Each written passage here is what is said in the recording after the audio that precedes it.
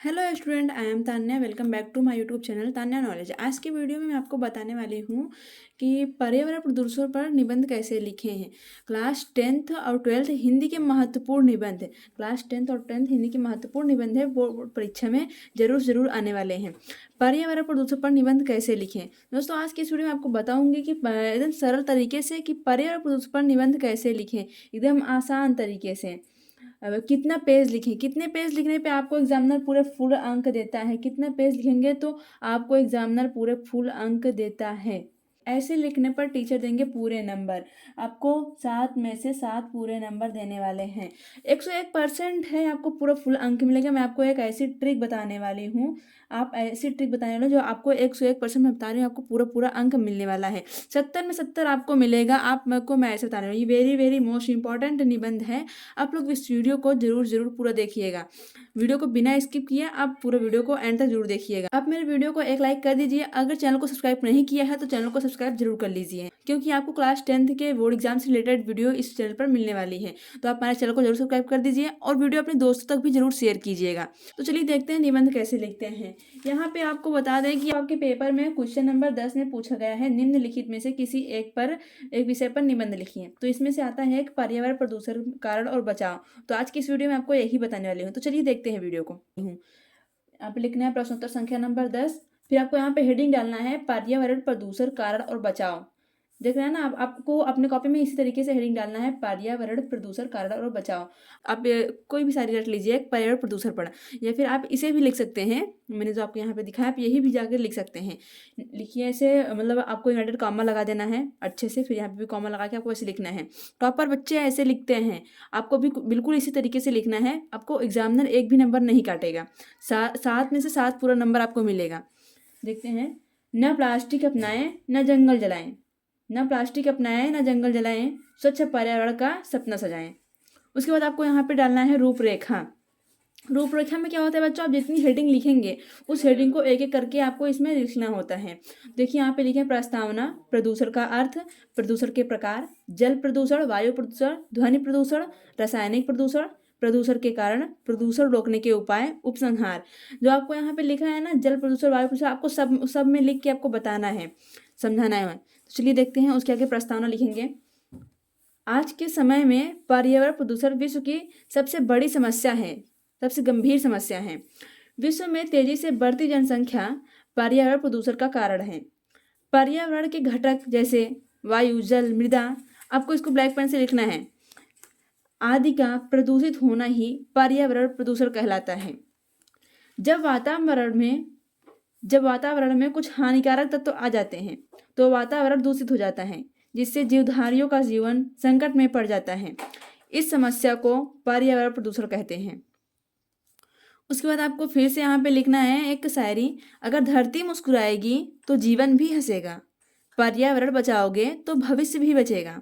आपको कॉमा लगा के लिखना है और इसको इन्वर्टेड कॉमा के अंदर रखना है। उसके बाद देखते हैं प्रदूषण का अर्थ। जीवन के लिए संतुलित वातावरण अत्यंत आवश्यक है। वातावरण के इन घटकों में हानिकारक बाह्य घटकों के प्रवेश से वातावरण दूषित हो जाता है। वातावरण के दूषित हो जाने को प्रदूषण कहा जाता है। तो आपको प्रदूषण का अर्थ में ऐसे यही लिखना है बच्चों। उसके बाद आपको फिर से एक शायरी लिख देनी है। अगर आपको आती है तो, नहीं आती तो कोई बात नहीं, इतने शायरी लिखने का। आप ऊपर एक शायरी लिख देंगे, प्रस्तावना के पहले, रूपरेखा के पहले ही आप एक शायरी लिख देंगे तो आपका भी चलेगा। लेकिन अगर आपको आती है तो आप यहाँ भी लिख सकते हैं, जब आसपास हरियाली होगी तब जीवन में खुशहाली होगी। फिर आइए देखते हैं प्रदूषण के प्रकार। आज के वातावरण में प्रदूषण निम्न प्रकार के होते हैं, जैसे जल प्रदूषण, वायु प्रदूषण, ध्वनि प्रदूषण, रासायनिक प्रदूषण आदि। तो यह देखते हैं जल प्रदूषण। जीवन का पर्याय है, जल ही जीवन है, बिना जल के जीवन असंभव है। जल भी स्वच्छ और विकार रहित होना चाहिए।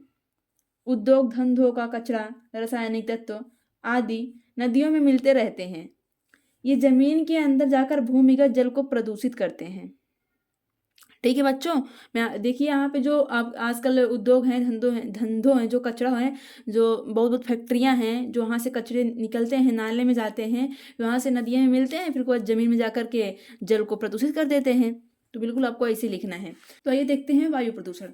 वायुमंडल में विभिन्न प्रकार की गैसों मतलब वायुमंडल में बहुत तरीके से गैस होती हैं, जैसे हीलियम, लिथियम, नाइट्रोजन, बहुत सारी गैसें होती हैं। अपनी आपसी क्रिया द्वारा संतुलित अवस्था में रहकर जीव जगत के लिए प्राण वायु ऑक्सीजन की निश्चित मात्रा सुनिश्चित करती हैं। वृक्षों के कटान, उद्योग, धंधों के धुएं, मतलब जो आप वृक्ष काटते हैं और जो बहुत उद्योग सारे होते हैं उनके धुएं से यह संतुलित बिगड़ जाता है। उनके धुओं से जो संतुलित होता है वो बिगड़ जाता है, जिससे वायुमंडल में ऑक्सीजन कम हो जाती है। जिससे वायुमंडल में अपने ऑक्सीजन कम हो जाती है और तथा कार्बन डाइऑक्साइड की मात्रा बढ़ जाती है। जो हमारे स्वास्थ्य के लिए हानिकारक होता है। जब बच्चों कार्बन डाइऑक्साइड बढ़ जाएगी और ऑक्सीजन कम हो जाएगा तो हमारे स्वास्थ्य के लिए तो हानिकारक होगा ही, सिंपल सी बात है। तो आपको यहाँ पे लिखना है जो हमारे स्वास्थ्य के लिए हानिकारक होता है, यही वायु प्रदूषण कहलाता है। आइए देखते हैं फिर है ध्वनि प्रदूषण। अनेक प्रकार के वाहनों जैसे में आपको ब्लैक पेन से लिखना है। अनेक प्रकार के वाहनों जैसे मोटर, कार, बस, जेट विमान, ट्रैक्टर आदि लाउड स्पीकर कारखानों के सायरन, मतलब जो आवाज़ें होती हैं बहुत बड़ी बड़ी आयरें साए साए करती हैं ना वैसे, और मशीनों से होने वाली आवाज़ों से ध्वनि प्रदूषण होता है। ध्वनि की ये लहरें जीव जगत की क्रियाओं को प्रभावित करती हैं। अत्यधिक तेज ध्वनि से लोगों में सुनने की क्षमता कम हो जाती है। जैसे कि आप जाते हैं कहीं, डीजे है बज रहा है, जाते हैं आप वहीं पे डांस वगैरह करते हैं, जो इसका जो स्पीकर होता है ना वो बढ़ा देते हैं, वाइब्रेशन उसका फुल कर देते हैं, तो उससे जो होता है वो किसी किसी को सुनने की क्षमता जो है कम हो जाती है। तो ये बच्चों देखते हैं रासायनिक प्रदूषण। प्रायः कृषक फसलों उत्पादन के लिए कीटनाशक और रोगनाशक दवाइयों व रसायनों का प्रयोग करते हैं, जो स्वास्थ्य पर हानिकारक प्रभाव डालते हैं। आधुनिक पेस्टिसाइड्स व अंधाधुंध प्रयोग भी लाभ के स्थान पर हानि पहुंचाता है। मतलब जो सब्जी वगैरह उगाते हैं किसान लोग, और जो सारी मतलब खेती होती हैं उसमें बहुत सारी दवाइयाँ डाल देते हैं, वो जो होती है ना आपके स्वास्थ्य के लिए बहुत ज़्यादा हानिकारक होती हैं। आपको ऐसे लिखना है उसमें। फिर आगे देखते हैं प्रदूषण के कारण। पर्यावरण प्रदूषण का सबसे बड़ा कारण विश्व में तेजी से जनसंख्या वृद्धि है। विश्व की जनसंख्या आज सूरसा की भांति विकराल रूप धारण की है। दूसरा कारण विज्ञान है। मानव पर इसका बुरा प्रभाव पड़ रहा है। विज्ञान ने मानव जीवन को सुलभ बनाने के लिए अनेक यंत्रों का उपयोग किए जा रहा है, जिसके कारण प्रायः पर्यावरण दूषित हो रहा है। साथ ही अनेक उद्योग धंधों के कारण दूषित धुआं पर्यावरण में फैल रहा है, जिससे पर्यावरण प्रदूषित हो रहा है। फिर देखते हैं प्रदूषण रोकने के उपाय। प्रदूषण को रोकने के लिए व्यक्तिगत और सरकारी दोनों ही स्तरों पर प्रयास किए जाने आवश्यक हैं। प्रदूषण के निवारण एवं नियंत्रण के लिए भारत सरकार ने कई महत्वपूर्ण कदम उठाए, जैसे वाहनों से निकलने वाले धुएं मतलब अब धुएं जो बैटरियों के प्रयोग ज़्यादा हो रही है। देखिए आजकल ई रिक्शा बैटरी आ गई है, कोई बैटरी में बस भी आ गया है, तो बैटरियों का प्रयोग अब ज़्यादा हो रहा है। जांच की व्यवस्था करना, वनों की अनियंत्रित कटाई को रोकने के लिए कठोर नियम बनाया जाना भारत सरकार की महत्वपूर्ण कार्यशैली है। उसके बाद देखते हैं यहाँ पे उपसंहार। सरकार प्रदूषण की रोकथाम के लिए पर्याप्त सजग है। पर्यावरण के प्रति जागरूकता से ही हम और अधिक अच्छा एवं स्वस्थ जीवन जी सकेंगे और आने वाली पीढ़ी को प्रदूषण के अभिशाप से मुक्ति दिला सकेंगे।